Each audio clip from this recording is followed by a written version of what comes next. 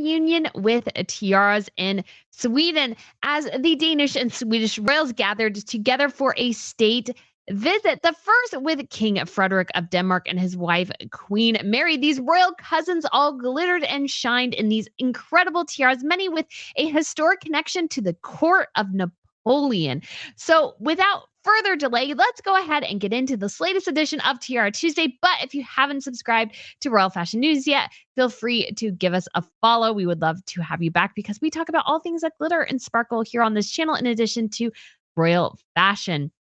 So the first tiara I want to focus on today, and really the main one I feel like of this video, is a Danish ruby parure, which is a set that consists of a tiara, convertible necklace, brooch, hairpins, bracelet, ring, and earrings. And this set is very, very old. In fact, it was made to commemorate the coronation of Napoleon in 1804. It was purchased by John Baptiste Bernadotte for his wife, Desiree. And if you do not know, Bernadotte is the family name of the royals in Sweden. They are the House of Bernadotte. And so it was left to Queen Josephine of Sweden, and then she left it to Queen Louisa in 1898. And it eventually made its way over to Denmark when she gave it Queen Alexandrine of Denmark. So at that point, the tiara was more of a wreath style that you could say is reminiscent of ancient Greece. Alexandrine wore the tiara for portraits in 1920. And so Queen Alexandrine eventually gave it to Princess Ingrid of Sweden, who eventually became Queen Ingrid Denmark. And so at that time, the set consisted of a low wreath, a tiara, two large corsage brooches, and obviously the necklace and a couple other pieces as well. She debuted it at her wedding gala and the Royal Palace in Stockholm in 1935. And most famously, it was her most favorite piece, and she wore it in 1945 to commemorate the liberation of Copenhagen after World War II. She used the corsage brooches to alter the tiara and make it more substantial in the later years. And Queen Ingrid only lent the tiara out once to her daughter, Princess Benedict, but it has never been worn by Queen Margrethe, the former Queen of Denmark, who is still living because she decided to abdicate in the ultimate mic drop moment for royals in 2023. She did it on New Year's Eve in her New Year's Eve address. No one knew it was coming. No one knew it was coming. The family barely knew as well. And so Queen Ingrid wore this one very frequently. And according to Queen Margrethe, it was her mother's favorite piece of jewelry. And so in a bit of a surprise, she actually left this tiara, the entire set, the whole parure set, to Crown Prince Frederick for his eventual wife when she died in 2000. And Mary, who ended up being his wife, wore it for the first time to her pre-wedding gala in 2004. And she has altered it as well, boosting the look by moving some of the pieces closer together to make it look more substantial. Mary also got two hair clips out of it that she has used. She even adjusted the necklace so it's even more flexible. And apparently, according to reports, she likes to play with it. And she's also adjusted it again, reincorporating those hairpins back into the tiara to again make it more substantial. And this is actually probably one of the most substantial pieces that is in the Danish collection. It's actually rather surprising because this tiara could definitely be considered a big gun, and yet it was left to the crown prince. Unfortunately for Denmark, Queen Ingrid decided to give all of her daughters a piece of the Danish collection, which really diminished it.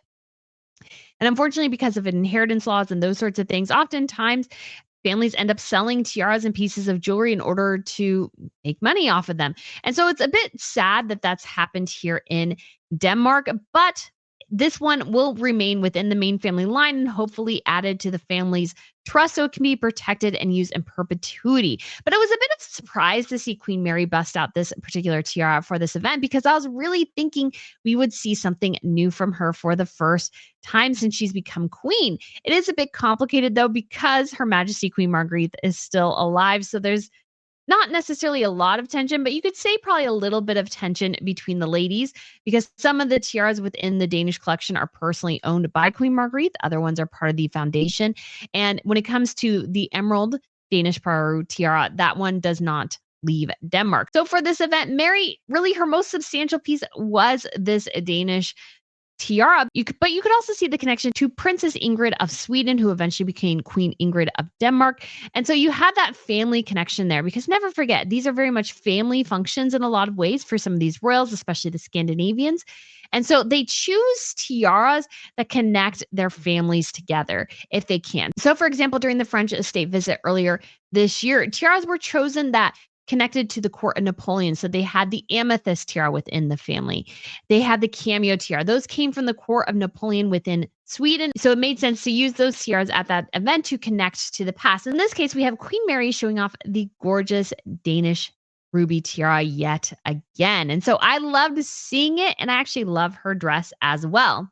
So according to Royal Fashion Police, Queen Mary is wearing a Jesper hovering dress, basically. And the skirt she has had before, but the top is new and it's from his 2018 collection. And I love the combination of these two because I think it is absolutely gorgeous. I love that there's almost a bit of a cape to the back of it. I don't know if that was in the original or not. Yeah, it looks like that was something adjusted by Queen Mary. And so I just think it gives it a real ethereal look. And so I really, really do love that. I think it was a gorgeous set. I mean, again, I was hoping to see her wear a new tiara, but if this is what we got, I think we can all consider ourselves pretty lucky because the Danish ruby Peru tiara is one I enjoy seeing anytime. It's probably one of my favorite tiaras. I just really, really love the leaves and the red berries and everything to it. I just think it's absolutely gorgeous. So bravo to Queen Mary for this appearance. I think she's probably perhaps my best dressed of this event. But let's go in and talk about Queen Sylvia of Sweden, because again, these tiara events are all about connecting family if they have those connections. So Queen of Sylvia definitely didn't disappoint by wearing Lochtenberg sapphire tiara, which consists of a tiara, necklace, earrings, a large brooch, and 2 hairpins. So it's technically a paru, but we call it the Lochtenberg tiara. And so this was a gift from Empress Josephine, yes, that Empress Josephine of France, to her daughter, Princess Augusta, Duchess of Lochtenberg, and for the birth of her 3rd child. It was given to Princess Josephine, Augusta's daughter, for her marriage to the future King Oscar I of Sweden in 1823. She also received the Danish ruby paru as well. So you got that connection there. So both of those sets ended up through Lochtenberg going to the Swedish family before being further diverted to Denmark. And it has been part of the Bernadotte collection since 1930.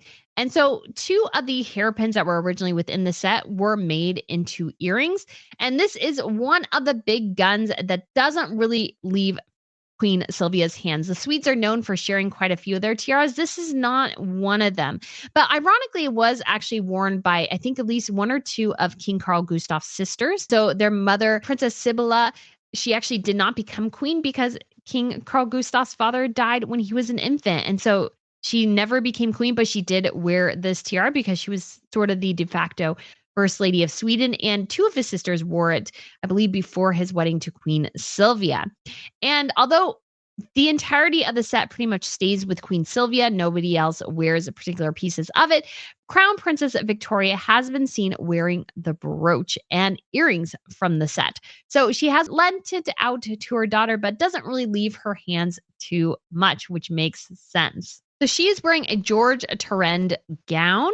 So it is a green lace number, and she has obviously the sapphire. So green and blue could be a bit of a color mix, but I think it actually works pretty well here. And so next we will talk about Crown Princess Victoria, who remains one of my favorite royal ladies to watch. Her fashion is sort of often misses and rarely hits, but she usually knocks gala looks out of the park, in my opinion. I think this is very much a princessy look. I like a bit of the cape that goes down behind it, and she's wearing a very, very special tiara, and that is the Connaught Tiara, which is given to Crown Princess Margareta of Sweden, or Crown Princess Margaret of Sweden, who is the grandmother to King Carl Gustaf of Sweden and the great grandmother to King Frederick of Denmark. And so again, very much that family connection. That is why she chose to wear that particular tiara. And so it is distinguished by its 5 upright loops of forget-me-not wreaths and diamond pendants. Those diamond pendants can be removed, and the tiara actually can also be worn as a necklace, although we don't see that too often. We have seen that from Princess Madeline, who is Crown Princess Victoria's younger sister.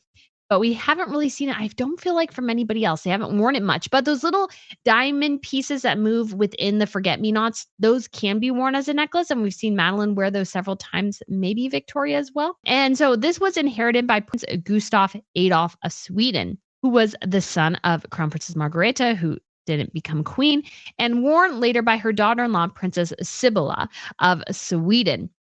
And it was particularly her favorite tiara, and many of her daughters wanted to wear that tiara because of the connection to her. And it has been worn by many members of the family, so it's not one really restricted, although it hasn't been worn by Princess Sophia, who married the king's son, Carl Philip. And so I don't think that one would be particularly worn by her. I think this is one that will stay pretty much only worn by female members of the family. Obviously, Queen Sylvia is an exception because she is queen. But for the rest of the family, I think there's a blood connection there with the special connection to Princess Sibylla, which means that it will probably pretty much remain hers. And I do think she looks absolutely lovely in it. And Victoria didn't wear this here actually until 2015. Her sister wore it, I think, before she did. Her sister wore it to Victoria's wedding. And it was sort of funny at the time because the base of it was very dark. And Princess Madeline's hair at the time was sort of in this terrible tiger stripe thing. You look at her hair and it looks so terrible. And then she went fully dark and it looked amazing. And so it's like, oh, that was just, it happened to be during her sister's wedding that her hair was like, particularly in this transition time from bright blonde to darker. And I think the darker tones suit her much better. And so it's just sort of funny to see like, there's like literally stripes where her different hair color is. And it was just such a big event. So it's just a little bit unfortunate. But Victoria here is wearing a Christer Lindar gown. And he says, let's see, he says on Instagram, I also designed the evening dress that Crown Princess Victoria wore at the gala dinner yesterday during the Danish state visit. And so he also wore her greeting outfit, which I liked. I think I like the color. I'm not sure I totally like the design. I'll have to look at it again. But I do think this one is particularly princessy. Sometimes I wish Victoria seems to go for very much florals and patterns and those sorts of things and very girly. And yet her hair is always very severe. And so it's like, I wish she could kind of marry the severeness of her hair better with the outfits she tends to choose, because I don't feel like they always go together very well. And I won't spend much time on the next one because I'm bored with it. It's Princess Sophia, who's wearing her wedding tiara yet again with the blue topaz as toppers. And I think she just wore this dress like within the last year. So it's definitely a repeat. It's an Ida Lanto couture gown. And I said this in my previous video on the Swedish tiaras that I am sick to death of Princess Sophia's wedding tiara. She wears it every single time with different toppers. It's getting a little silly and I'm a little bored with it because the Swedes have such an amazing tiara collection. It's just such a bummer that she seems to want to only wear her wedding tiara all the time. And yes, she has worn the other tiaras, so it's not like she's been barred from wearing the other tiaras, but I am bored. I'm bored because part of the fun of Sweden is you never know what somebody's going to show up in because pretty much they share almost every tiara. The Baden Fringe is one exception where it's pretty much solely Crown Princess Victoria's. She's occasionally lent it out to her mother and her aunts, but it's essentially hers. And we also have, Queen Sylvia has some of the big guns that she doesn't lend out to anyone. And so other than that, all the ladies share all the tiaras pretty much. And so it's just, I find it very annoying that Princess Sophia wants to go with her wedding tiara all the time. Her clutch is also Christian Louboutin for those who are interested. But yes, I am bored. And I did think it was funny though, because I was looking at some sort of website. I think it was Build Bladet, which is a Danish site. And they, I guess, say baby in the same way we do. So it was baby blue, but they said baby, baby, baby. And I was like, is she pregnant? I don't know. So I just thought that was kind of funny, but I'm officially bored with Princess Sophia, but I loved all the other tiara looks. I especially loved Queen Mary's. I thought she looked amazing, and I'm so excited to see her bust out this tiara more. And I'm hoping for Norway, we see a new tiara because there'll be a state visit to Norway next week. And I am so excited, guys. So thank you so much for watching. I hope you enjoyed it, and I shall see you soon. Bye. We don't count the carats, we count the centuries.